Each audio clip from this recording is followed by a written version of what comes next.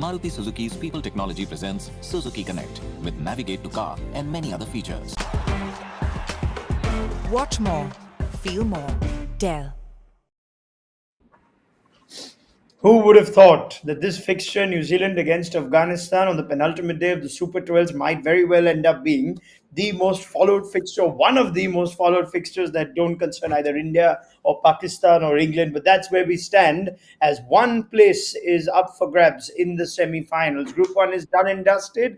Group 2, Pakistan will soar through. And now, will New Zealand do what cricketing logic and the rankings would have them doing and join them? Or will they make it interesting for India as well as Afghanistan, who we must remember aren't out of it themselves? So it's not like they're only going to be playing to help India out. A big win would put Afghanistan in a nice position, but you have to accept the reality with India playing Namibia on Monday that this is going to be India's result if Afghanistan are to beat New Zealand. New Zealand aren't prone to upsets, though. Surely not. But we'll find out in the next 3 hours on Maruti Suzuki Presents ESPN Cricket for T20 Timeout, powered by Ajit Agarkar as well as Tom Moody. Now, we've said before that this is going to be anything but a straightforward game for New Zealand. What's the gut feel after the toss, I wonder, in Abu Dhabi, which is giving us different things to understand as this tournament goes on? It's a toss that's gone Afghanistan's way, Ajit, and they're going to have a bat first. Does that give them some sort of advantage? They said it as a used surface. Both captains wanted to bat first. Kane Williamson said he wanted to bat first as well. So perhaps they see something with three spinners. It does give advantage to Afghanistan a little bit if they can bat well. I think if they fold up for a score which is well below par, which is quite capable with New Zealand's bowling, then it wouldn't matter whether you bat first or bat second. So the first things first, they'll have to bat well, and then the pressure will certainly be on New Zealand, whose batting hasn't looked convincing. I think the last couple of games there've been a player or two who've bailed them out of tricky situations. They don't want that happening today now when they're chasing. So Afghanistan, if they put runs on the board, it can be a tough chase for New Zealand. Yeah, I mean, what are we learning about Abu Dhabi as this tournament gets deeper and deeper, Tom? We look at the numbers for tosses and we thought, well, chasing is the way to go in this tournament, certainly in Dubai. But as far as the T20 World Cup in Abu Dhabi goes, we're seeing teams batting second with 7 out of the 12. So we have had some results that have gone in favor of the teams batting first. What do you make of it? Oh, look, I think certainly my experience with the IPL and what we've seen so far in Abu Dhabi is that it is unpredictable. There's no sort of real pattern to the way the surfaces are playing there. So I don't think it really matters at all whether you bat or bowl first. You just got to do both of them well. And particularly at this stage of the tournament, there's no room for for any slip ups with the way you approach either discipline, bat or ball. Even in the field, you can't afford to be missing chances in the field either. So yeah, look, it's an interesting stat that, because you'd think that you'd have some sort of pattern to know exactly what a rough par score is on this surface, and what is the preferred version, whether you're chasing or get runs on the board. I think it's a pretty good surface, regardless of what's happened prior to what's happened on that pitch. Yeah, Right. sorry, Ron, just one more thing. I mean, even though both captains said it's a used surface and we'd like to bat for, that also tells them that they're more confident with their bowling, and both not so sure about chasing a score under pressure. I thought New Zealand might add an extra batsman today, particularly against Afghanistan.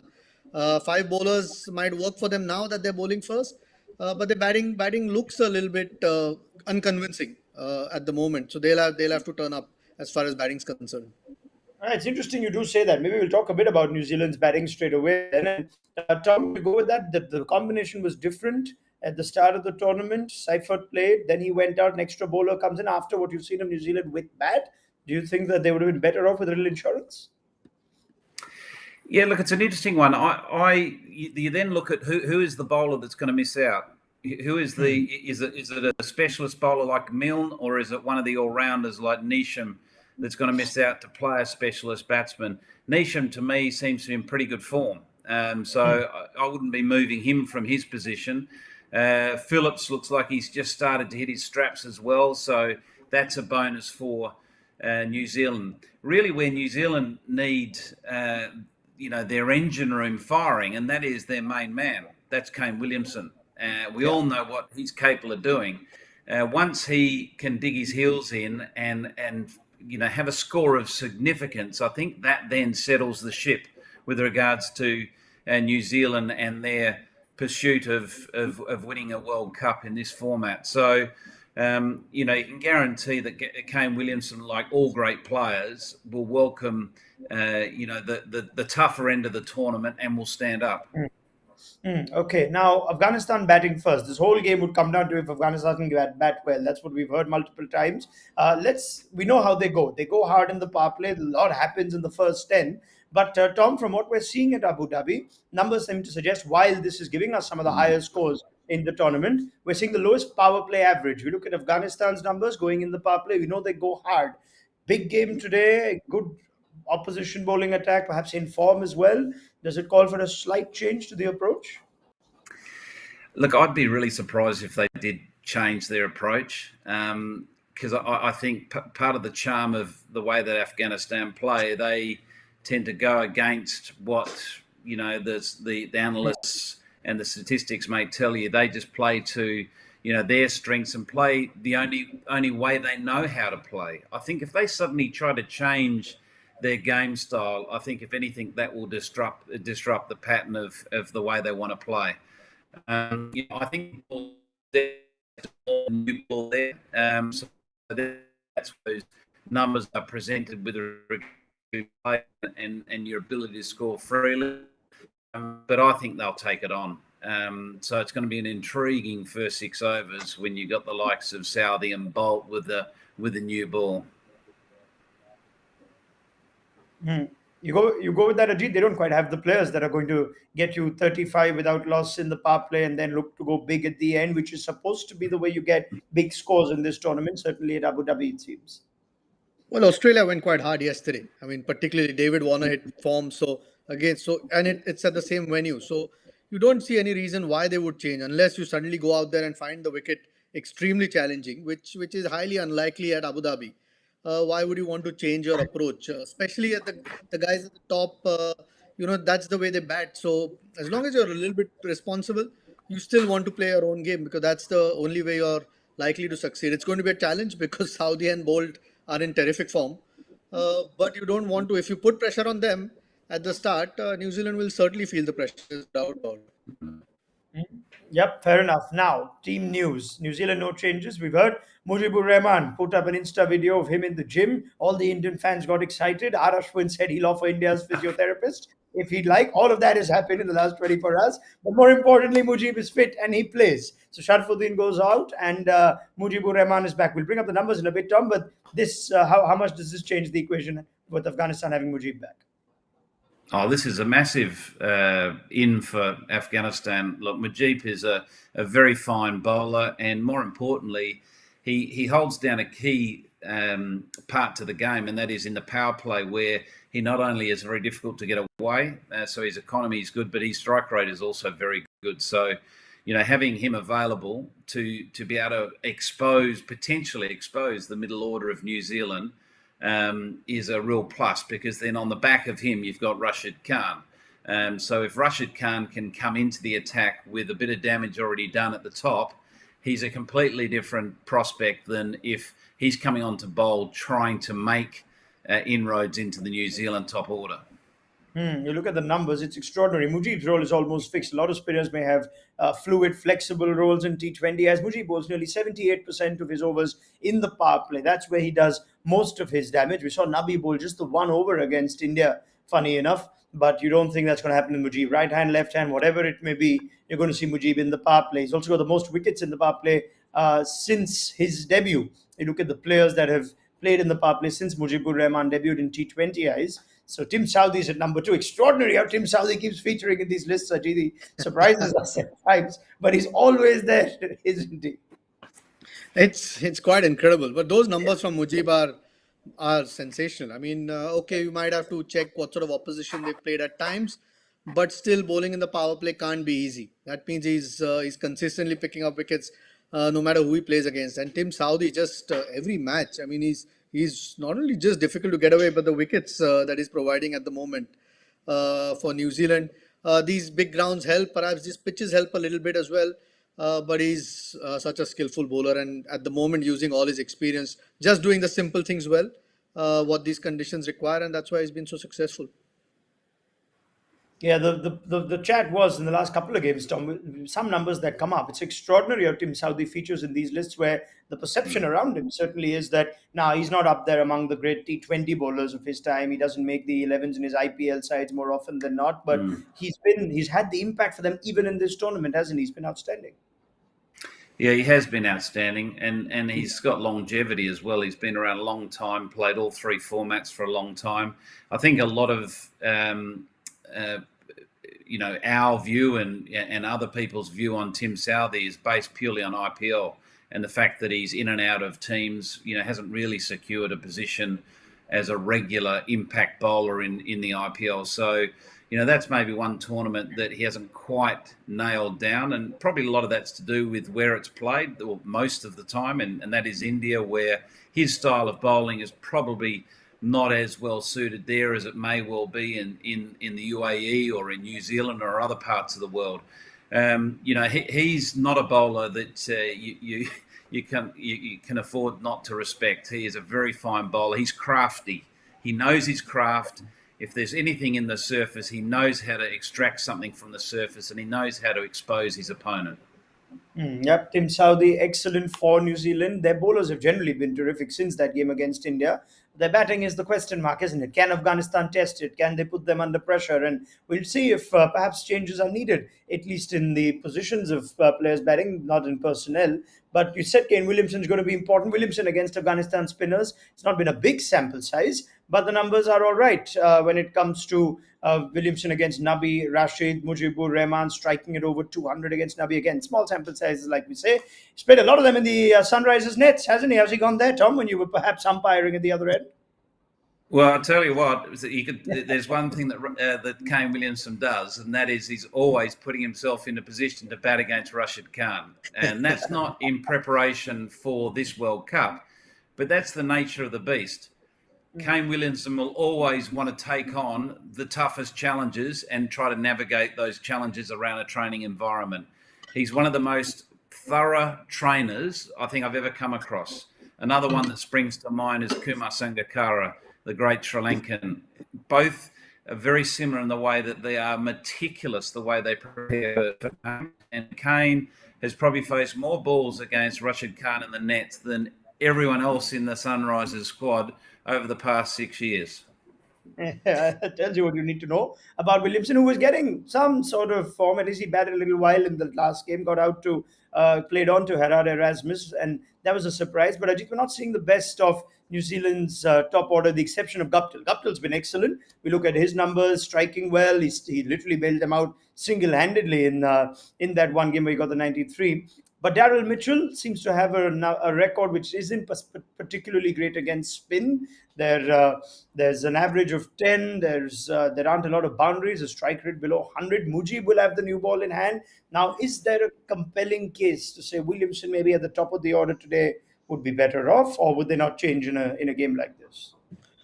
It's I'm sure it's worth a discussion, but it's not as if he's going to come in the middle and then suddenly find himself playing against pace. He's still going to have to contend with Rashid Khan, even even Mohammad Nabi for all you know when he walks in. But though that's staggering, the difference between the two, between pace and spin. But I think they've stuck to this for most of the tournament. This opening combination, it's not a spot that he's batted a lot in his career, or if at all, before this tournament. So I can't imagine. Conway is the other one that they could perhaps look at. Yes. That will give them a left and right combination at the top. But I'm not sure whether they'll do it at this stage, especially in a must-win game when they haven't. It'll be certainly a good decision. Not that it's, like I said, not that Mitchell walking in down the order is going to make life a little bit easier if he's going to bat sort of 4 or 5 that spot.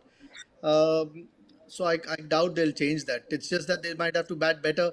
Hope that Guptill again gets on a bit of a roll, so that takes pressure off Mitchell. Yeah, I mean, it's funny, Tom, because Guptill actually plays spin particularly well. His numbers against spin are excellent in the power play. As we toss that up, striking at 154 to second only to Jason Roy. So there you have it. Glenn Phillips, good numbers too against spin. is there a temptation to say, well, let's go Guptill Conway at the top, and has the Daryl Mitchell at the top experiment perhaps not oozed as much confidence as they might have thought going into the tournament? Yeah, it's a really interesting one, Ronald. In my view, you need to have a very open mind with regards to T20 cricket, and that is determined by the opposition you play and the conditions you play in. It is pretty clear that the matchup here with Mitchell is not a very good matchup against Afghanistan at the top of the order. Do New Zealand want to be exposed early, knowing that it's more than likely, and we're not saying it's going to happen, but it's more than likely that they may lose an early one in Mitchell, which puts more pressure on Guptill, which puts more pressure on Williamson. So being proactive and recognising that we need to be a little bit flexible is not a bad thing. I quite like the idea of Conway. He's a very fine player. Gives you that left-hand advantage at the top of the order, and it protects you losing wickets early on, and then you can allow Mitchell to come in the middle and to play with that freedom in the middle. And if he plays that positive brand in the middle and he gets away and gets a quick 20 or 30, well, you've had a win. So I just think you can't afford to have a set template with a bowling lineup or a batting lineup every single game, because every single game has got a different story. And this is quite a unique story when you're playing against Afghanistan. They are a difficult side to certainly bat against, and you need to have an open mind, in my view. Yeah, I think we're going to have to revisit this depending on how many Afghanistan get. I wonder if New Zealand have decided to revisit this depending on what sort of score they can keep Afghanistan to in this situation where Afghanistan bat first. But just the inclusion of Nabi, their bowling attack, Tom, they've got their pacers have had their moments in pockets. Hamid Hassan's had his moments. Naveen Ulaq has had his moments. But the minute you get Mujeeb, suddenly it seems like you don't have to really depend on them as much. You can spread out Nabi, Mujeeb and Rashid in ways where the pacers can have a different sort of impact. It's interesting how one player can make such a big difference to at least this team that Mujeeb makes to Afghanistan. Yeah, well, what you're doing is the inclusion is you've got a strike bowler coming in the power play, and when you say strike bowler in the power play, most people think, oh, you've got a pace bowler that's coming in and taking wickets. Well, in this format of the game, that is not required. At the end of the day, he's a specialist new ball bowler, and he bowls it very, very well, and we've seen the numbers that surround that. And what it does protect the other aspect of their bowling attack, which is their pace attack, which is probably the weaker side of their bowling attack. Well, it definitely is the weaker side, and I was saying it's a horrible weakness, but it is the weaker side compared to their incredible experience and impact they have with their spin attack. Ajit, what have you made of their seam bowling so far in this tournament? Ajit, you with me? All right, we'll come back to that in a second. But the number is important today. More important than perhaps any game in this group, at least after the way India, Pakistan, and New Zealand stood when they played each other. So what do we need? What do we need to get a contest to keep it exciting, to perhaps put New Zealand even under pressure? What do Afghanistan need, Tom, in Abu Dhabi? I would have thought north of 160 is an absolute minimum. Judging on what we've seen there, and I mentioned earlier about the surfaces have been a little bit unpredictable with how they've played. We've seen some very high scores there. I think we've seen 3 of the 4 highest totals at that venue.